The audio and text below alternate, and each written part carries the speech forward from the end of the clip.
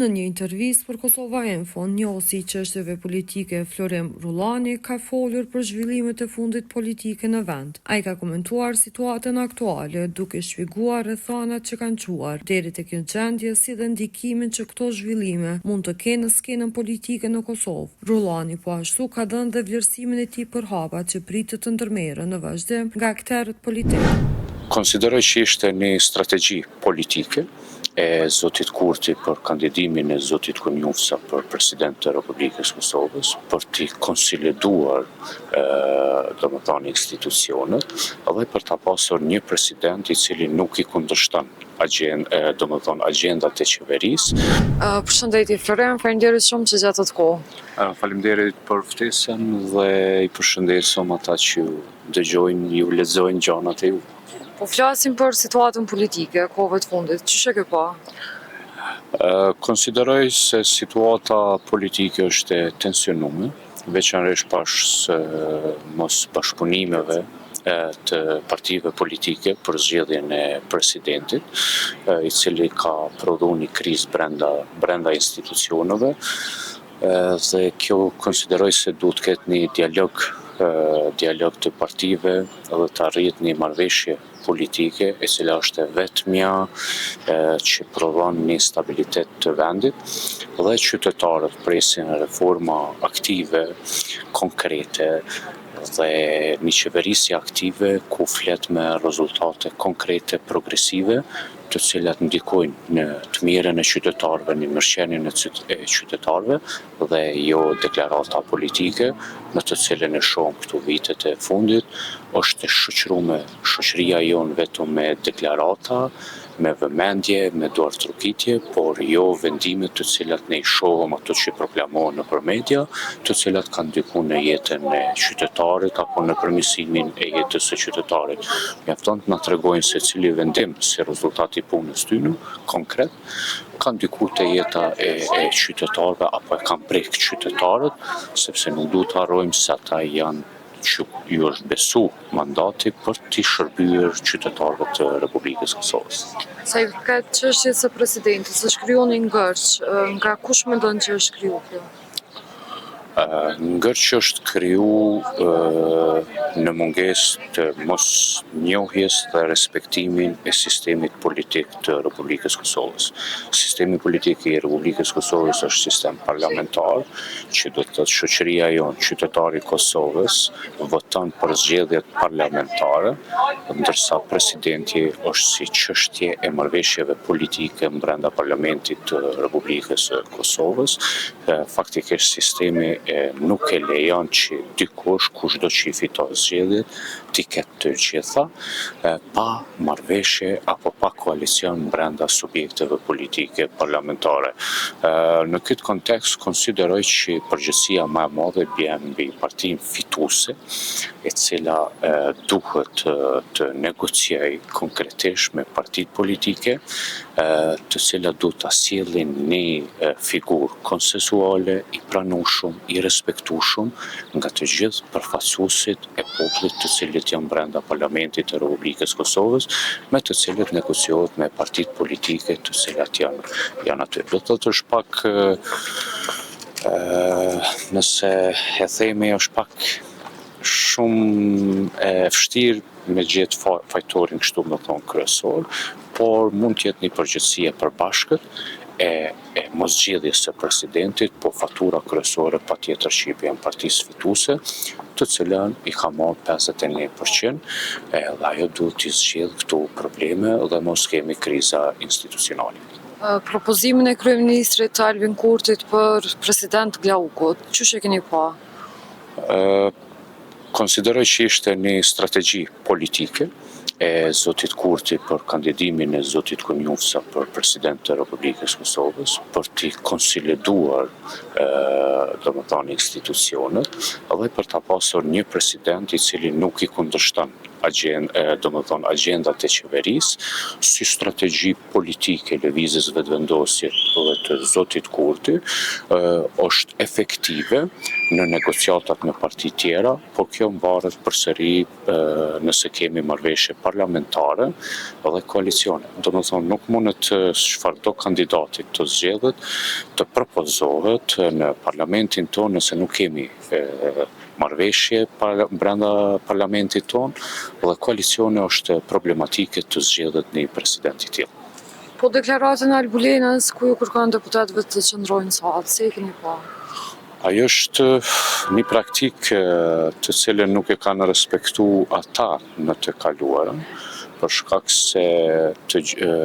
ne kena pas gjithmonë largim të opozitave të kalume, nga zgjedhja e zotit Pacolli e deri te zgjedhja e zotit Thaqi, gjithmonë ata e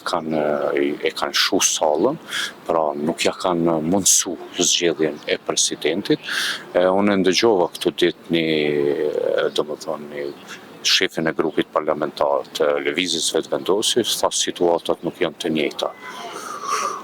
Kjo është një deklarat me tentu që me thonë atëherë kon situata e jashtëzakonshme dhe që ashtu është situata në rregull që nuk qëndrojnë, sepse në ardhin e tyre në pushtet,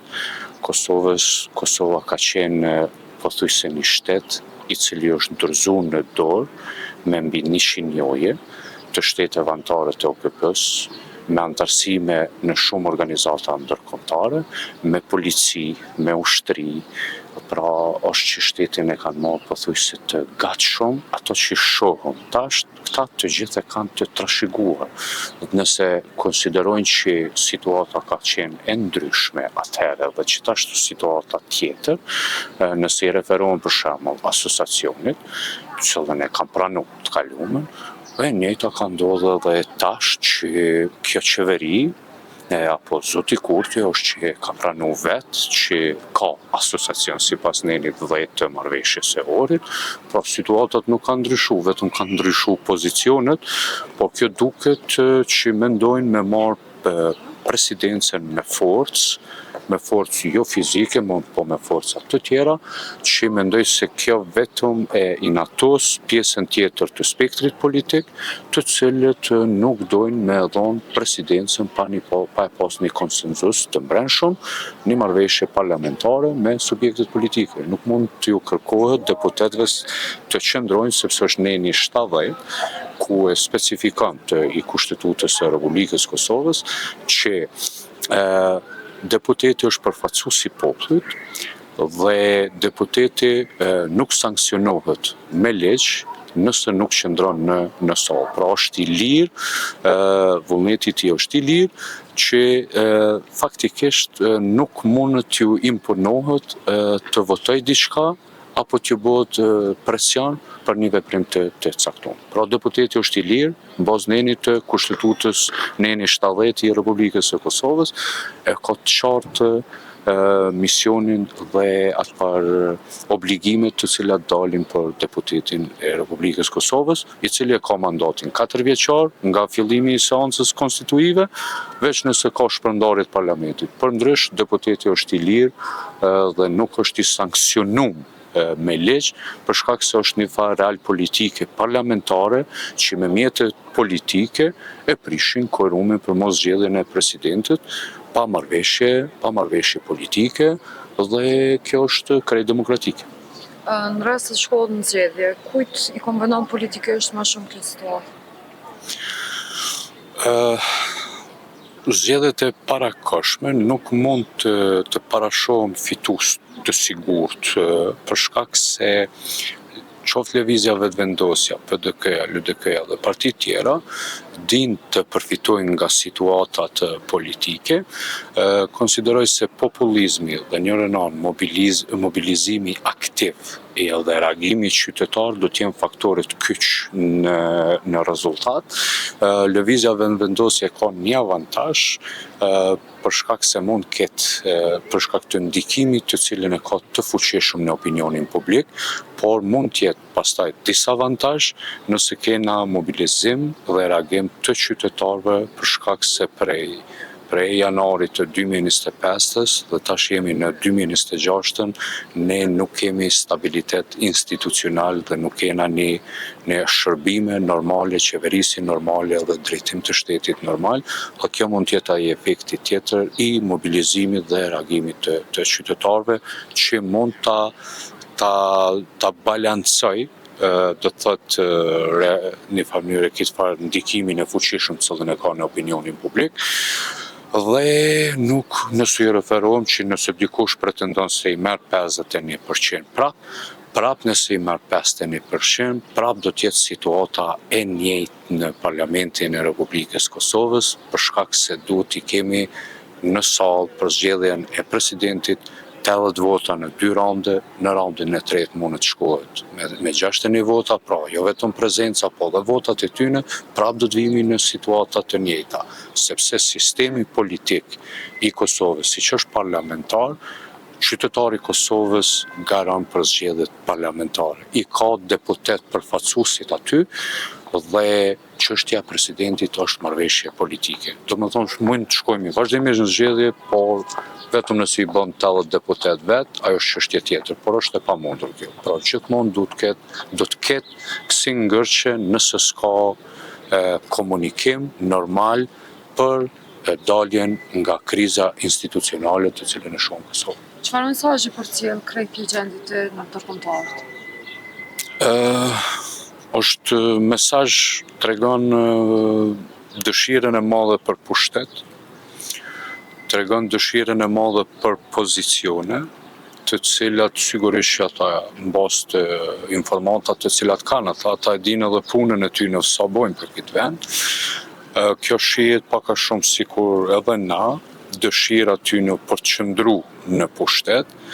dhe jo për t'ju shërbyer qytetarëve. Kjo dëmton shumë imazhin e Kosovës në arenën ndërkombëtare, për shkak se shohim që kena po prodhon Kosova leadership, të cilët janë jo progresiv, por dëshira me qëndru në pozicione, dhe kjo rrezikon jashtëzakonisht shumë pozicionin e Kosovës në arenën ndërkombëtare, sepse mund të ndërhyjnë ndërkombëtarët, për shkak se dihet Kosova është një farë mënyrë pjesë e përbashkët të krijimit të shtetit me bashkësinë ndërkombëtare, në këtë rast me Shtetet Bashkuara të Amerikës dhe Britaninë e Madhe, të cilat janë kryesorët apo arkitektët kryesorë të këtij shteti. Dhe në momentin kur i ndërkombëtar, atëherë është tregon që ti do të hapësh rrugë për konsensuse që jo gjithmonë janë të mira në interesin e vendit tonë, pavarësisht që kemi me që i dojmë shumë, por ne duhet të punojmë me integritetin, du të shohim integritet të leadershipit tonë, të cilët prodhojnë rezultate konkrete, me dignitet, ku paska ky vend, paska leadership të cilët mund t'i krijojnë institucionet pa ndërhyrje ndërkombëtare, dhe kjo do të ishte mesazhi më i mirë i mundshëm. Në rast se hin ndërkombëtar për ta zgjedhur një president, siç ka ndodhur në të kaluarën me zarf, kjo jashtëzakonisht shumë e dëmton pozicionin e Kosovës në arenën ndërkombëtare, se jemi në pozicion pak më dobët sepse ti kanë kriju të tjerë institucione. Duke e parë që Vjosa veç ka qenë presidente, si e keni vlerësu punën e saj si presidente dhe çka veçani më shumë gjatë punës së saj? Po, konsideroj që përpjekjet e saj kanë qenë krejt normale, të cilat prikish bo secili president. Ajo vetëm i ka pranu disa mos sukseset politikës të jashtme të Kosovës, për shembull kur kena apliku për Bashkimin Evropian, dhe ajo thot vetë që aplikimi jon ka met në sërtarët e zyrës së Bashkimit Evropian. Pastaj është dështimi në Këshillin e Evropës. Këtu janë dy organizatat që janë shumë të rëndësishme dhe politika jashtme nuk e ka kryer punën, është rezultat negativ dhe për këto duhet ta merr edhe përgjegjësinë. Sa i përket përmirësimit të imazhit apo raportet me Amerikën, atje punojnë shumë edhe diaspora shqiptare, do të thonë është një rezultat i tyre, është edhe një vizh shqiptare këtu në Kosovë, i cili për shembull është një shqiptar nga Kosova, është pjesë e ekipit të Trumpit, është një patriot, edhe besoj që rezultatet e tij janë domethënë që hiç edhe pa qenë asnjë institucion, raportin me Amerikan është ndërtuar me tash të 20 vjet, do të thotë ka një vit tjetër e cila punon vazhdimisht, e cila e rregullon imazhin e vendit tonë dhe raportin me Amerikan. Ata e dinë që na jena populli më pro-amerikan në botë dhe çdo gjë që e shef është një mënyrë që tregon dashurinë dhe respektin e popullit amerikan, e Amerikës që e ka ndaj Kosovës. Kushdo të qenë president do ta kishte ftu në bordin e paqes,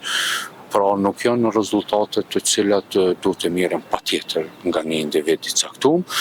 Pastaj është e njohjet,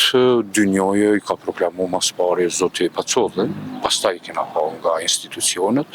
ndërsa dy njohje tjera nuk e dimi akoma kanë ardhur nga Vjosa apo kanë ardhur nga dikush tjetër. Pra këtu janë 4 pika të cilat nuk mund të mirën kredite të një individit pa i marrë edhe përgjegjësitë e dështimeve të Kosovës në organizata të ndryshme ndërkombëtare, në këtë rast në Bashkimin Evropian dhe në Këshillin e Evropës. Pastaj është parametri tjetër, i cili matet në diplomaci, mungesa e krijimit të tregjeve për prodhuesit shqiptar dhe mungesa e prurjes së investimeve në Kosovë. Ju e dini që në vitin e kaluar ka deklaru për një 40 vendime në Amerikë dhe ne nuk e dimi cili vendim ka ardhur në Kosovë si rezultati që atij proklamimit të 40 vendimeve që ka ardhur në Kosovë dhe ka ndryshuar jetën e dikujt, sepse diplomacia nuk është vetëm fjalë, sepse nga fjalë nuk ndërtohen fabrika. Misioni i diplomacisë në kohën tonë, të cilën sigurinë tonë dhe stabilitetin tonë e garanton NATO përmes rezolutës së Këshillit të Sigurimit, pra formalisht na nuk jemi në NATO, por NATO është e na, do të thotë çdo rezultat i cili nuk përkthehet edhe në pjesën ekonomike, konsideroj që nuk kryhet misioni në politikën e jashtme, ajo është udhëheqëse, përfaqësuese politikës së jashtme, mund ta bën promovimin, ka mujt me në Kosovë, me këto rezultate, një dorëzu qeverisë, me harë marrëveshjet e kryme, nuk e kena po këto që ka ndodhë. Kjo pjesa tjetër është më shumë, nuk është konsensuale, nuk u tregu konsensuale, ajo deklaroi vetë që jo ka dhënë tatën që kanë kërku me 28 dhjetor. Pra është puna saj është minimale në kuptimin e asaj se çka kërkohet nga politika e jashtme e një vendit vogël siç është Kosova. Dhe për fond raportin Albin Kurtit edhe të Vjosës, ç'është e ke pa dhe këtë krizën mes tyre, prej ku mendon që ka filluar?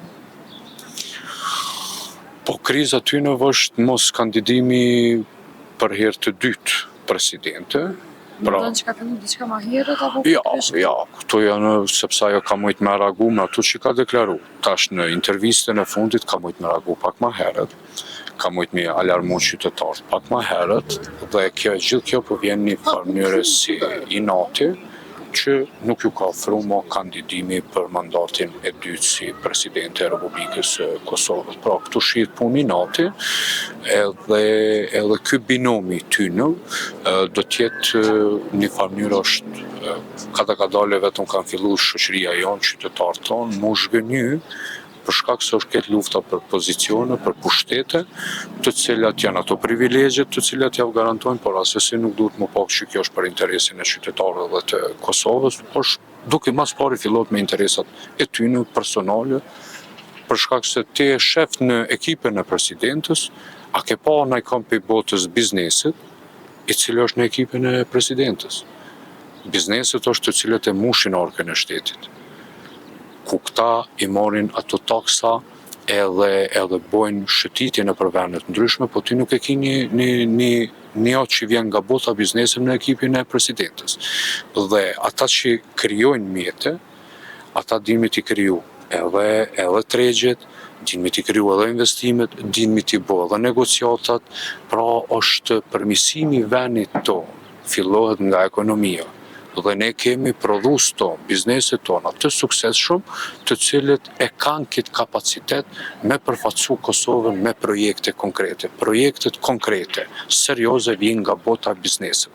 Dhe ne këtu ne kam edhe atë aspektin e qërtimit që unë nuk e kam pa në ekipin e presidentës, dikush është në botën e biznes. Fotografi po, vëmendje po, por me ndryshu diçka radikal, jeta qytetarë, si rezultati shërbimit, tynë absolutisht jo. Punë për, sidomos me Amerikën, me Britaninë e Madhe, që janë miqtë e Kosovës, janë tjerë edhe tjerë. Janë tjerë fuqishëm edhe tjerë. Faleminderit shumë për kohë. Me respekt, faleminderit.